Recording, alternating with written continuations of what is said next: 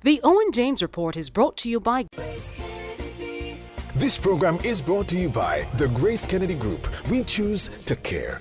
Grace Kennedy Money Services has been here for you and your family, here and abroad, because we understand that you're receiving more than money. You're receiving their love. Grace Kennedy Financial Group has been here for you because we know it's more than just investments, insurance, or banking.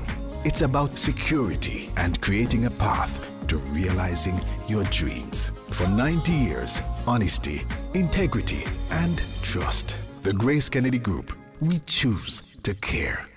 Good evening. This is the Owen James Report. Internationally respected magazine Latin Finance has ranked the Brian Winter-headed Bank of Jamaica among the top 10 central banks in the Latin American region. The Bank of Jamaica makes the top 10 for what Latin Finance describes as its inflation-fighting credentials. Of note is the fact that no other central bank within CARICOM has been singled out for this honor. Over the past few years, the Jamaican Central Bank's monetary policies have helped to keep in check inflation as well as maintain a stable exchange rate.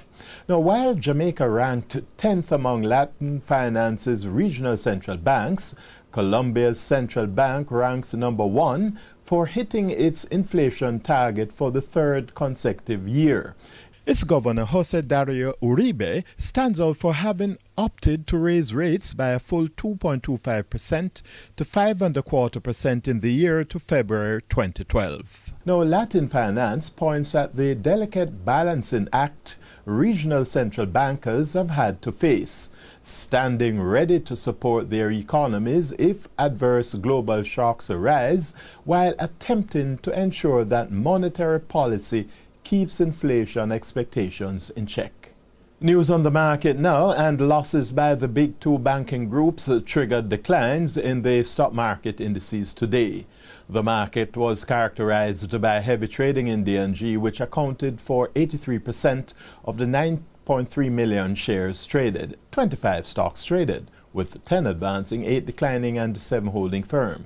The winners included Blue Power Cargo Handlers Limited up 8.3%, Caribbean Cement, Carreras, DNG, Grace Kennedy, Lime, and Sagicor Life Jamaica.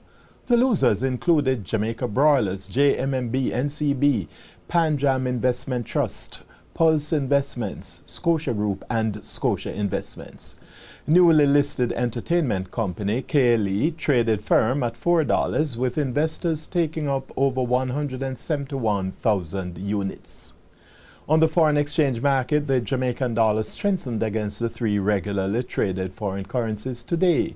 In other words, the US and the Canadian dollars as well as the British pound weakened against the Jamaican dollar.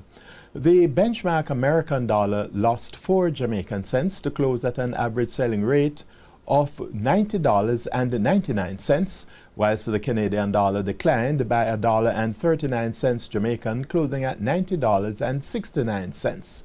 Sterling lost 34 Jamaican cents to close at an average selling rate of $145.98. The average yields on 3-month and 6-month Treasury bills are now at a 1-year high. The average yield on 3-month Treasury bills came out at 6.379%, while the average yield on 6-month came out at 6.69%. Both tenures were heavily oversubscribed, the 3-month bills by 99% and the 6-month bills by 35%. And that's the Owen James Report. Good evening.